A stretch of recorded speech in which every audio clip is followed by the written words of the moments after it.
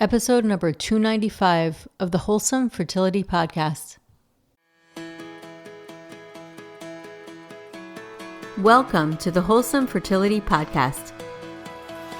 I'm Michelle, a fertility acupuncturist here to provide you with resources on how to create a wholesome approach to your fertility journey.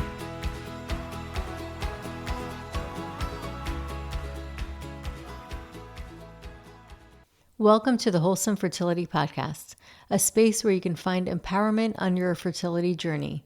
I'm your host, Michelle Orovitz, and I wanted to pop in before we get started to mention that if you haven't already heard, I've released my new book, The Way of Fertility, that has been created for those who have tried everything to conceive and are simply unsure of what else they can do. This book shares tried and true wisdom from ancient teachings along with modern research that supports much of what has been taught for centuries. It has been made with love, and the stories shared will serve to awaken hope within you. If you'd like to give it a test drive, I offer the first chapter for free, and you can find a link with more information in the episode notes. I would also like to extend an invitation to you as part of our beautiful community to share your thoughts and experiences by leaving a review of the podcast. Your words have incredible power to inspire others who are also seeking comfort on their fertility journey. And for anyone who has already left a review, thank you from the bottom of my heart. Welcome to the Wholesome Fertility Podcast. I'm your host, Michelle Orovitz. And today I wanted to talk about the role of meditation in enhancing fertility. And I've talked about meditation before, but it is such an important topic that I want to talk about it again. And so today I'm going to talk about the benefits of mindfulness or just meditation, many different types of meditation, and why it's so important when it comes to overall health and fertility health. It is often one of the things that is really missed and taken off the list. Many people who come to work with me, whether it's online or in person, they share with me that they're eating the right things, taking the right supplements, they did everything. And most of the time, when I ask about the mindset aspect, it is not really priority. So it is something that I find myself really taking like a session or two just discussing, because it's something that can be very abstract and of course it's invisible. Our mindset, how we think, is often something that runs in the background, and it's kind of like this programming that we have that's in the background of our life, and we often don't pay attention to it. We often actually get distracted and don't even realize that our reaction to things that are outside of us comes from our mindset. And there are many different ways that we can react. There's many different ways that we can take it in. And so there are aspects of our mindset that we don't even realize are happening. And we may not even realize that they can impact our hormones, they can impact our sleep, and they can even impact our cravings and what we eat. So this is why I say that although it's invisible and although it is very abstract to really look at, it is so important. And it's probably, if anything, the number one priority that I usually try to address when I work with patients and when I work with my customers online. So I know that there's also a debate on stress and fertility, and there's always the argument that people at war or times of really, really stressful events get pregnant. And while this is true and a valid argument, that doesn't take away from the fact that when people stress, that increases cortisol, and cortisol is a hormone, and that can impact many different things for both men and women. And we know that men's nervous system can impact male reproductive health. And for women, cortisol competes with progesterone, and it can impact progesterone. It can also impact sleep, which has a cascade of events. It can impact hormone production and hormone regulation. So all of these things are very important, and stress does impact the body, and how the state of mind is impacts physiology. And we're seeing that, and slowly by slowly, we're starting to get a bigger picture through modern research on just how much the mind can, in fact, impact the body and impact reproductive health. So these are just some examples, but I also have my theory. So my theory is this, is that we have an incredible intelligence, this divine intelligence that programs our body. We have blueprints in every single cell in our body, and that is the DNA. And it has instructions, it has information, and it can turn on and off. This is called epigenetics. It can turn on and off to be healthy or not healthy, and it can go into a state of health or dis-ease. And this really is something that happens based on our environment. And our environment, or our internal environment, our blood, can have stress hormones, or it can have hormones that are more beneficial for growth. And this responds to our state of mind. So we have this incredible, vast intelligence within our body. And my belief, after meditating for over 20 years, actually more now at this point, consistently, I know that when I've gotten quiet, and this is kind of like something that I know just based on my experience, and this is something that a lot of other meditators will say, and most of the intuitives that I have on the podcast feel that when I ask them, how do you get into your intuition? How do you connect? Most of them will say, get quiet or meditate and give yourself that opportunity to connect with that divine intelligence. So this is what it is that now we are living at a time where we don't have a lot of opportunity to connect with this divine intelligence. This divine intelligence is available to us because we are made with it. So we can connect with it anytime. And part of, if you haven't read my book already, The Way of Fertility, a big part of really the inspiration for that is based on a lot of the ancient wisdom that is at the heart of Chinese medicine and also Ayurvedic medicine and a lot of like these old medicines and way of life. And if we look back to what the ancients told us, they gave us a lot of hints and a lot of amazing, amazing information that is so rich with wisdom. And one of the things that you'll find over and over again is that they all point us to go within, which is really interesting. They always say the answer is within, and there's always kind of like this direction to go within. And when you do meditate, it makes a lot of sense. But we're living in a world that doesn't even acknowledge the within anymore because there's so much distraction. There's too much information, constantly bombarded with lots of information, the algorithm, all this stuff that just comes at you, whether you're on YouTube, social media, or just the internet. And while that can be great, and it could be a huge tool, and this is one of the amazing things about technology, I mean, there's a lot of benefits to it.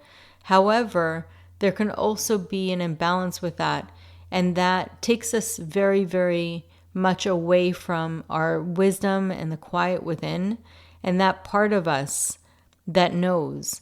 And this is why I feel like it's so important to really make that space to connect with yourself, because your body is so smart. It communicates with you. You can communicate with it. And my philosophy, my own perspective on this through Chinese medicine is one of the things that I know is that the reason we do acupuncture, the big reason, I mean, obviously there's so many different people with so many different needs, and acupuncture is different based on those needs.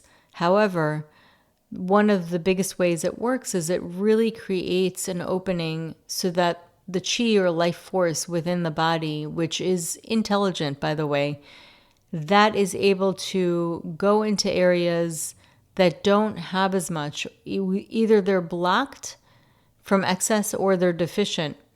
And they need more of that energy and more of that intelligence and more of that consciousness to fill it.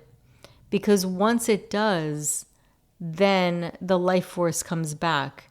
And that life force, or that area that's, I guess you can say, being ignored because there are blockages or there's some kind of reason why that life force is not getting to it, those areas can get that consciousness, that life force.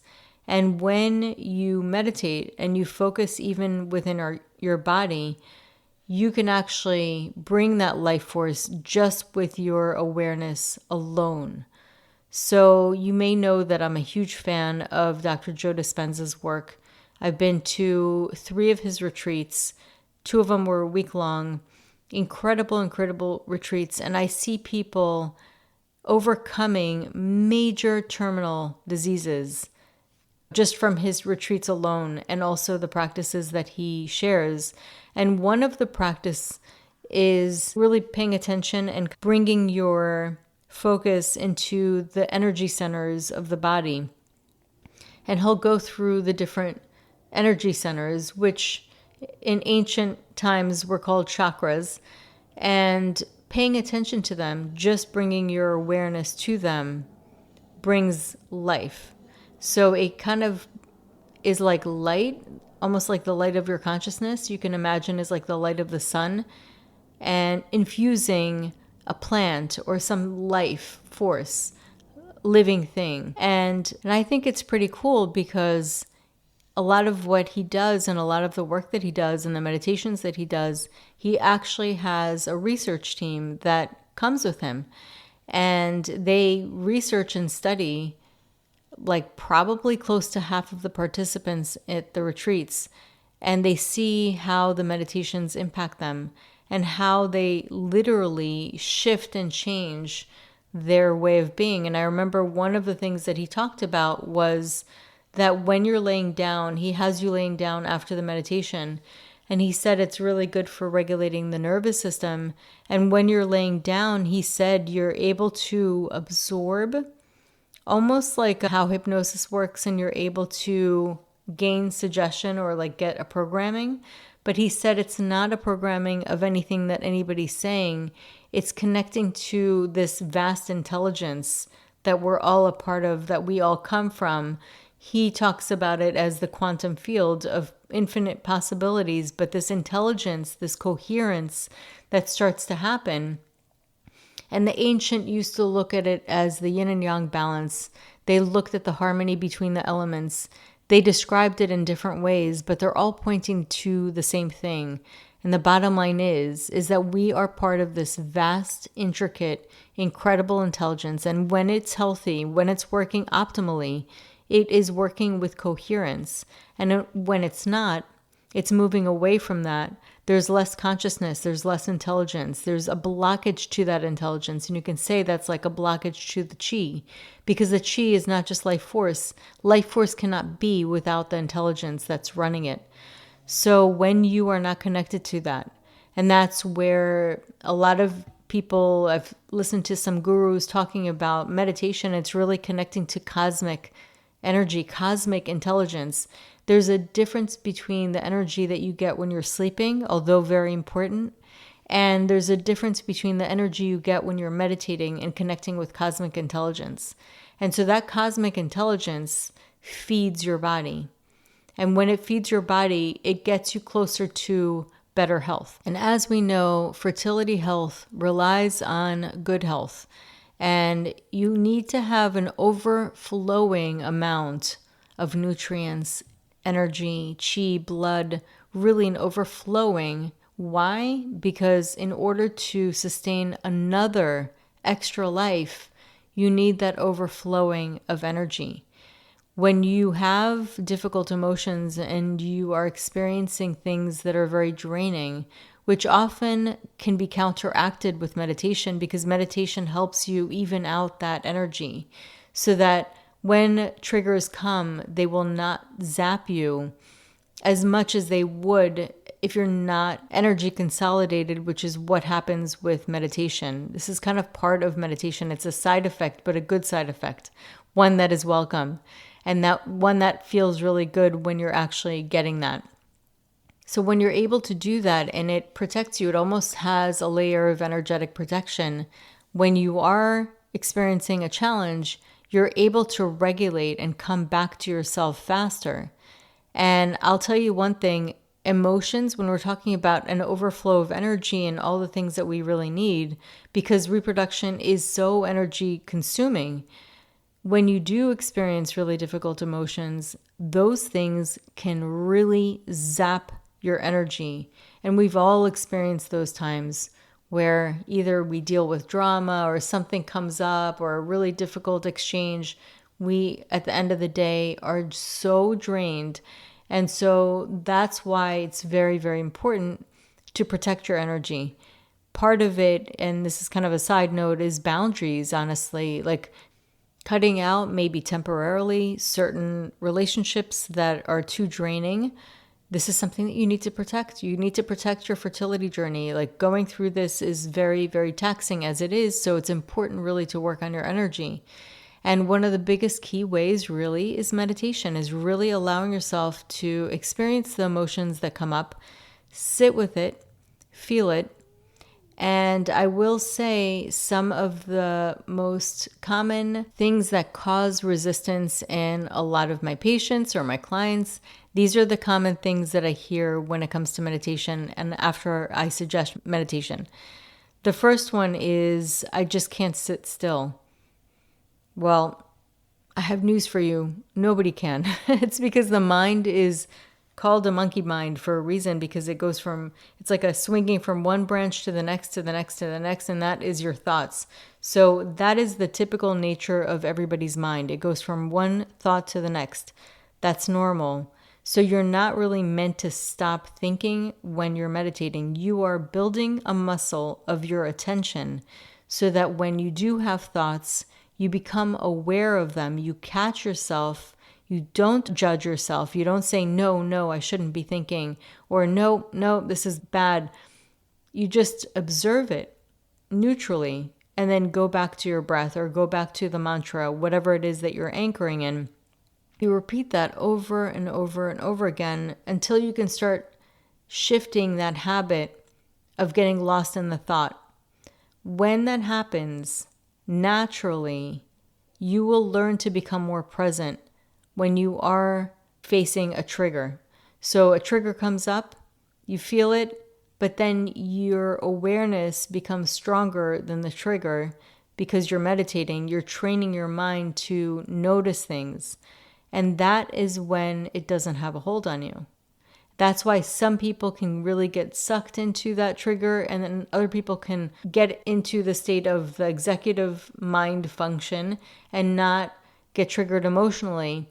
When we get triggered emotionally, which does happen, and there's nothing wrong with that, but when we get triggered emotionally, those are those moments that zap us the most. So this is really about empowering your mind so that you're able to consolidate your energy as much as possible, because ultimately that is going to benefit you overall if you're on the fertility journey. Another common block I see for people who are first trying to meditate is that they believe that it doesn't do anything. And that's another mind perspective. So the mind will give you thoughts about things to deter you. It's almost like a little trickster, that freaking mind. It'll give you thoughts and it will plant ideas, and you can either bite and take them as fact or realize, wait, that's just a thought. Let me keep doing this to explore. And so your mind is going to convince you that you're not doing anything, or your mind is going to convince you that you need to do a lot more, or you're going to get bored. Here's the thing. If you're used to being on a certain pace all the time, it's going to feel strange at first to shift that pace and get to a receptive yin state. So the yin and the yang. Yang is pretty much like the majority of everything right now in our world. It's just everything's go, go, go. And too much of that burns out energy. So we need to go back to the yin. Meditation is a more yin receptive state. And doing that, shifting gears, is the most uncomfortable thing. Shifting realities, shifting gears, shifting rhythms can be very uncomfortable.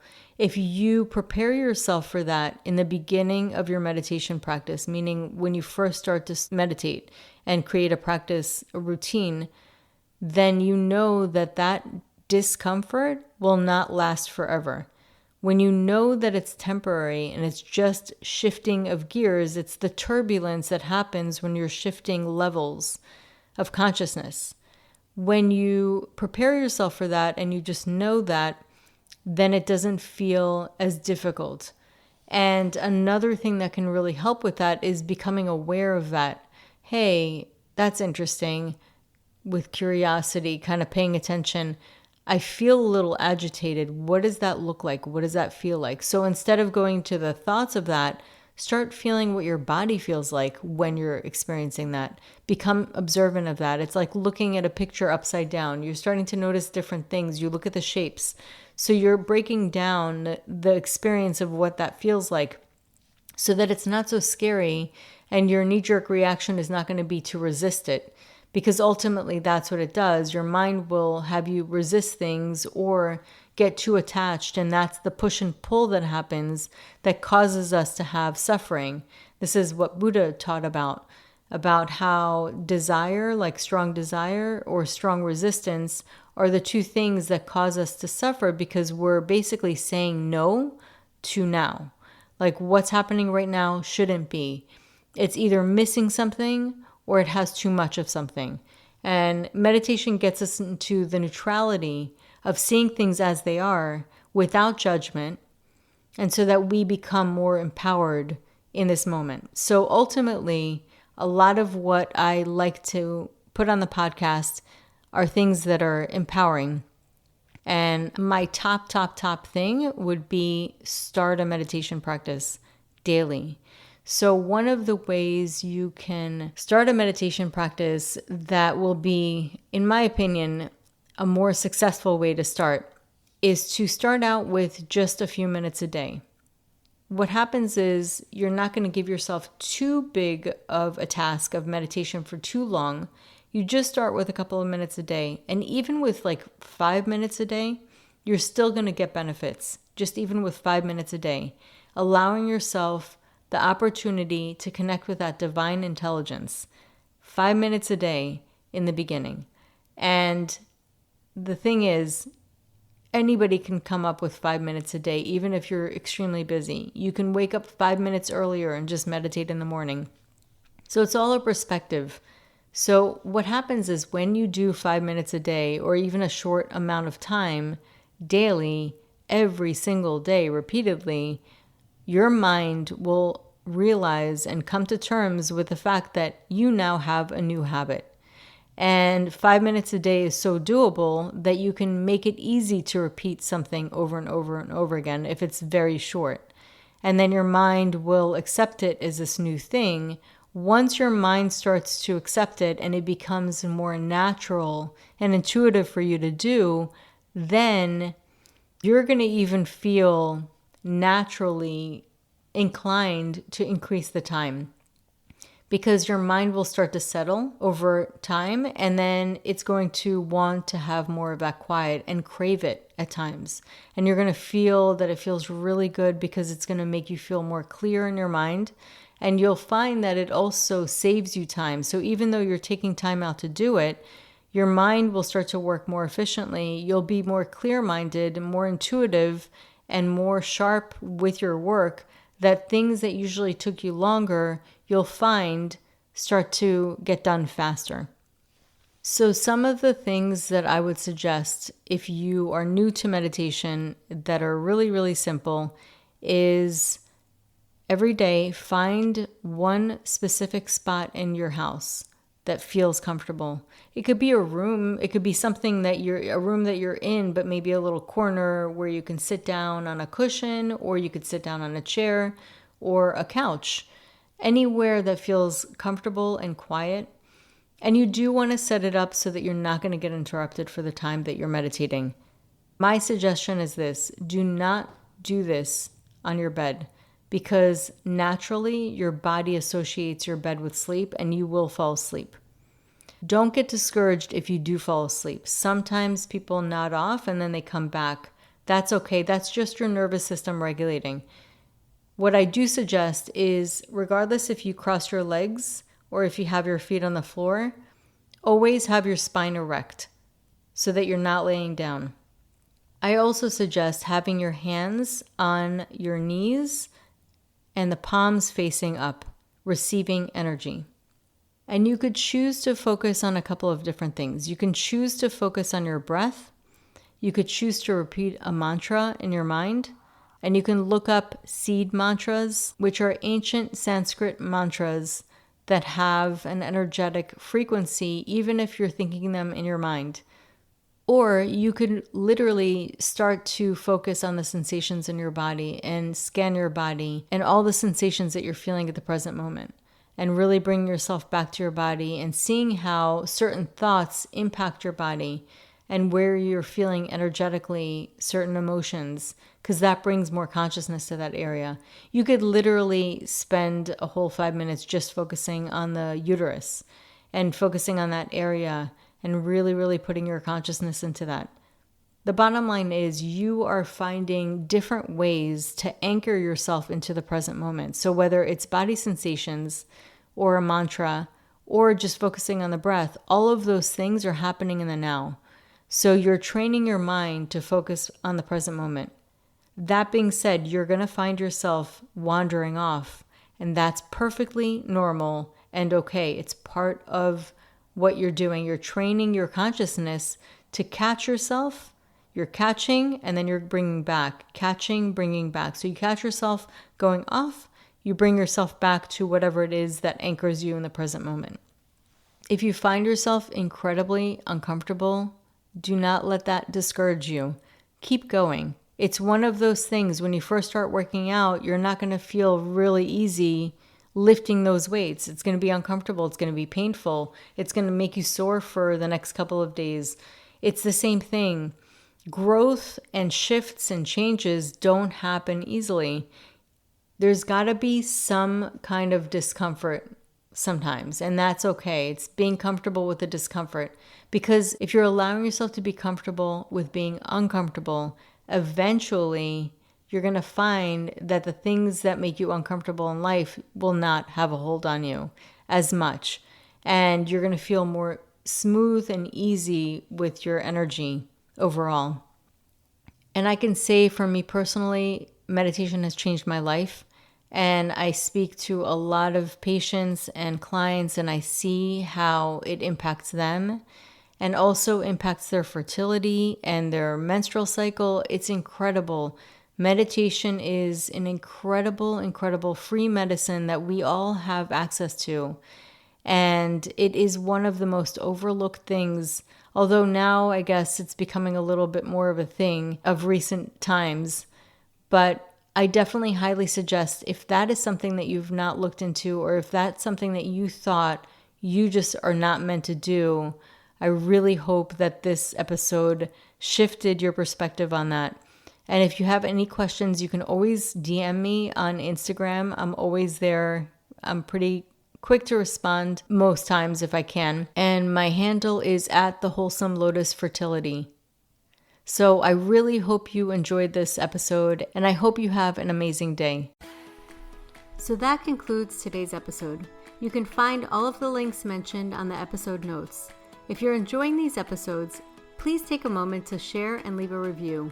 Reviews mean everything to podcasters, and I really enjoy hearing from my listeners. You can also find me on my website at www.thewholesomelotus.com. or email me at info@thewholesomelotus.com. I love hearing from my listeners. If you're interested and want updates as well as a free ebook on my top 10 fertility boosting habits, you can visit my fertility page on www.thewholesomelotus.com. I thank you so much for listening in and hope that you have a beautiful day.